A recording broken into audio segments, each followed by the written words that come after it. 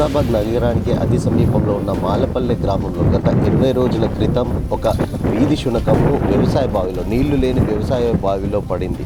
అయితే దీనికి కబురు అందుకున్న అనంతరం ఏదైతే ఆ బ్లూ క్రాస్ మెంబర్, కరీంనగర్కి సంబంధించిన బ్లూ క్రాస్ మెంబర్ తూమ్ నారాయణ దీనికి సంబంధించి హైదరాబాద్ బ్లూ క్రాస్ వాళ్ళకి సమాచారం అందించడంతో ఈరోజు అంటే ఇప్పుడు తాజాగా కరీంనగర్, హైదరాబాద్ నుండి ప్రత్యేకంగా బ్లూ క్రాస్ సిబ్బంది ఇక్కడి వ్యవసాయ బావి వద్దకు చేరుకున్నారు. వాళ్ళు చేరుకుని ఆ కుక్కను రెస్క్యూ చేసే ప్రక్రియనైతే ఇప్పుడే ప్రారంభించారు. అంటే దీనికి సంబంధించి దాదాపుగా 20 రోజుల నుండి కూడా ఆ కుక్క ఏదైతే వ్యవసాయ బావిలో పడిన అనంతరం స్థానికులు, ఇక్కడ ఉన్నవాళ్ళు దానికి నీటిని అందించడంతో పాటు ఆహారాన్ని కూడా అందిస్తున్న నేపథ్యంలో దాన్ని ఎలాగైనా రెస్క్యూ చేయాలి, ఆ నోరు లేని మూగజీవిని ఎలాగైనా కాపాడాలని ఒక తపనతో, అంటే గతంలో కూడా ఈ తూమ్ నారాయణ ఏదైతే ఒక పందెం కోడితో పాటు అటు మరొకటి కాకి, అంటే మాంజా చిక్కుకొని కాకి మరణించే క్రమంలో కూడా ఆ కాకిని కూడా రక్షించడం జరిగింది. అయితే తాజాగా ఈ వీధి కుక్క బావిలో పడిపోయింది, నీళ్లు లేని వ్యవసాయ బావిలో పడిపోయింది అనే సమాచారం అందడంతో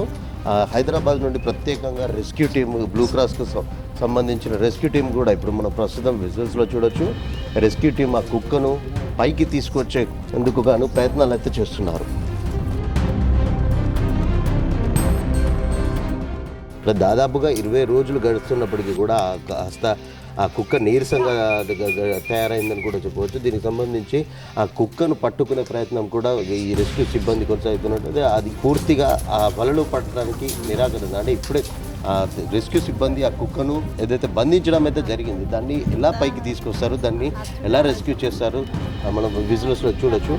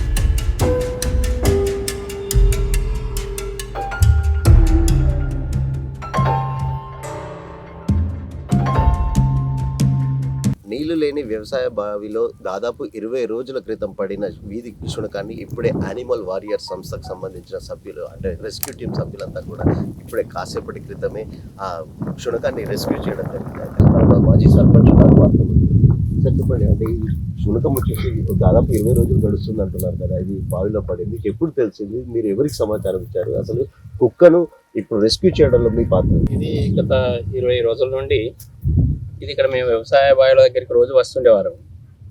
వాటితో పాటు ఇంకా కొన్ని వాటితో ఉండేటువంటి కొన్ని కుక్కల గుంపు కూడా ఉండేది. అవి ఏ రకంగా ఇక్కడ అడవి పందులు కానీ వాటితో పాటు ఉండేటువంటి మన ఇక్కడ కోతల గుంపులు కానీ వీటిని తరిమేయడం జరుగుతుంది ఈ వీధి సింహాలను. అటువంటిది మాకు ఇది మేము ఒక రోజు ఇటు వస్తుంటే ఈ బావిలో నీళ్లు లేకుంటున్నాయి, అంత చూద్దామని వెళ్ళేసరికి అందులో ఇది పడి ఉంది. మేము చాలా ప్రయత్నాలు చేసినాము కానీ అది మా నుంచి కాలేదు. ఆ విషయాన్ని మేము బయటకు ఇన్ఫర్మేషన్స్తో మాకు దాదాపుగా కరీంనగర్ తూము నారాయణ గారి ద్వారా వీటికి మాకు సహాయం అందించినారు రెస్క్యూ టీమ్తోని. వాళ్ళు చాలా ప్రయత్నం చేసి ఈరోజు వచ్చి దాన్ని కాపాడి బయటపడటం జరిగింది. ఎంతకైనా వారి టీముకు, వారికి, నారాయణ గారికి, అందరికీ మా మాలపల్లె విలేజ్ తరఫున, మాజీ సర్పంచ్గా మా గ్రామం తరఫున వారికి ప్రత్యేక ధన్యవాదాలు చెప్తాను. Thank you sir. అంటే ఈ బ్లూ క్రాస్ కు సంబంధించిన ఏదైతే తూమ్ నారాయణ గతంలో కూడా పలు సందర్భాల్లో కూడా కాకిని రెస్క్యూ చేయడంతో పాటు కోడిని ఇలాంటి నోరు లేని మూగ జీవాల పట్ల తను ఒక సానుభూతిని అంటే దాన్ని రెస్క్యూ చేసేందుకు కానీ తన వంతు కృషి చేస్తున్నాం. మనతో పాటు నారాయణ ఉన్నారు, వారితో మాట్లాడదాం. సార్ చెప్పండి, అంటే అసలు మీకు ఈ విషయం ఎప్పుడు తెలిసింది? మీరు ఎవరి ద్వారా ఈ రోజు ఈ కుక్కను రెస్క్యూ చేయడానికి? నిన్న సాయంత్రం 4 గంటలకు ఈ పత్తుల అనిల్ రాజ్ మా అల్లుడు నిన్న నాకు సాయంత్రం 4 గంటలకు చెప్పాడు, వ్యవసాయ బావిలో రోజులైతుంది, చాలా ఇబ్బంది అవుతుంది, అది తీయడానికి కూడా చాలా లోతుగా ఉన్నది, తీయాలంటే మాతో అయితలేదు అనగానే నేను ఏం చేసిన వెంటనే బ్లూ క్రాస్ కమల మేడం సంస్థకు నేను చేరవేసిన. మేడం ఇట్లా సంగతి ఇక్కడ మన హుస్నాబాద్ మండలంలో మాలపల్లె గ్రామంలో ఇట్లా జరిగింది మేడం అని కుమారి మేడం స్పందించి మన సంతోష్ మ్యామ్ నంబర్ ఇచ్చారు. నంబర్ ఇవ్వగానే నిన్న వాళ్ళు నాతో మాట్లాడారు. మేము ఇప్పుడే వస్తాము, నిన్నే వాళ్ళు మాట ఇచ్చారు, కానీ వద్దామంటే నైట్ అవుతుంది, ఇక్కడ మళ్ళీ వ్యవసాయ బావి ఇక్కడ లైట్లు ఉండేవి, కరెంట్ ఉండేది కాబట్టి నేను రేపు పొద్దున రండి మేడం, నేను ఇక్కడ ఉంటా అని చెప్పిన. వాళ్ళకు కూడా నేను నాకు సాయం నేను అంటే చూస్తూనే ఉన్నాం మేడం, ఫాలోఅప్ చేస్తున్న పొద్దు నుండి. వాళ్ళు వేరే కాడ కూడా చూసుకొని ఇక్కడికి వచ్చారు, వచ్చి దీన్ని సేవ్ చేయడం జరిగింది. చాలా ఈ మేడం సంతోష్ మేడంకు వీళ్ళ టీంకు చాలా అభినందనలు. చాలా థ్యాంక్ యూ. అంటే మనతో పాటు హైదరాబాద్ నుండి ప్రత్యేకంగా ఈ కుక్కను ఏదైతే శునకానికి సంబంధించి రెస్క్యూ చేయడానికి యానిమల్ వార్కేర్ సంస్థ అంటే బ్లూ క్రాస్ సంస్థకు సమాచారం అందినప్పటికీ వాళ్ళు ఆ కంప్లైంట్ ని వీళ్ళకి చేరవేయడంతో వీళ్ళు ప్రత్యేకంగా హైదరాబాద్ నుంచి 4 సిబ్బంది టీం కూడా ప్రత్యేకంగా ఇంత ఎర్రటి ఎండలో కూడా ఆ శునకాన్ని రెస్క్యూ చేసేందుకు గాను ప్రత్యేకంగా ఇక్కడికి వచ్చారు. కేవలం 5-10 నిమిషాలలో ఆ కుక్కను రెస్క్యూ చేసి దాన్ని కాపాడిన పరిస్థితి ఉంది. మేడం, ముందుగా మీకు ఎందుకంటే మూగల జీవాలను మీరు ప్రత్యేకంగా ఇంత కేర్ తీసుకుని హైదరాబాద్ నుండి ఇంత మండుటెండలో కూడా ఇంత దూరం వచ్చి మీరు ఈ రోజు ఆ కుక్కను రెస్క్యూ చేశారు కదా, అంటే మీరు ఎక్కడెక్కడ మీ సర్వీస్ అందిస్తుంది, అసలు మీకు ఎలా సమాచారం ఎవరిచ్చారు, మీరు ఎవరి ద్వారా ఇక్కడికి రావచ్చు? నమస్తే అండి, నా పేరు సంతోషి. నేను యానిమల్ వారియర్స్ కాన్జర్వేషన్ సొసైటీలో ఫౌండర్. నేను మా హస్బెండ్ కలిసి స్టార్ట్ చేశాను. సో మాకు ఈ పునాది ఇచ్చింది కూడా బ్లూ క్రాస్ అండి. మేమందరం బ్లూ క్రాస్లో వాలంటీర్స్గా చేసేవాళ్ళం. అయితే దానికి అమలమేమ ఏంటంటే వాళ్ళ కుటుంబ నియంత్రణ ప్రాజెక్ట్ అనేది ఎంచుకున్నారు కొన్ని సంవత్సరాల ముందు. దాని తర్వాత మేము ఇక్కడ ఏదైతే గ్యాప్ అనేది ఉందో, మన ఏంటంటే యాక్సిడెంట్ కేసెస్ చాలా మటుకు తీసుకెళ్లి డ్రాప్ చేయడం వరకు జరుగుతుంది, చాలా మంది వాలంటీర్స్ హెల్ప్ చేస్తారు.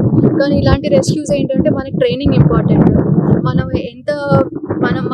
అది ఎంత ప్రమాదకరంగా ఉన్నా కానీ మనం ట్రైనింగ్ తీసుకుని మనం సేఫ్గా దిగాలి, బయటకు రావాలి, అలాగే ఆ యానిమల్ కూడా సేఫ్గా రెస్క్యూ చేయాలి. అది మెయిన్ మా ఎజెండా అన్నమాట.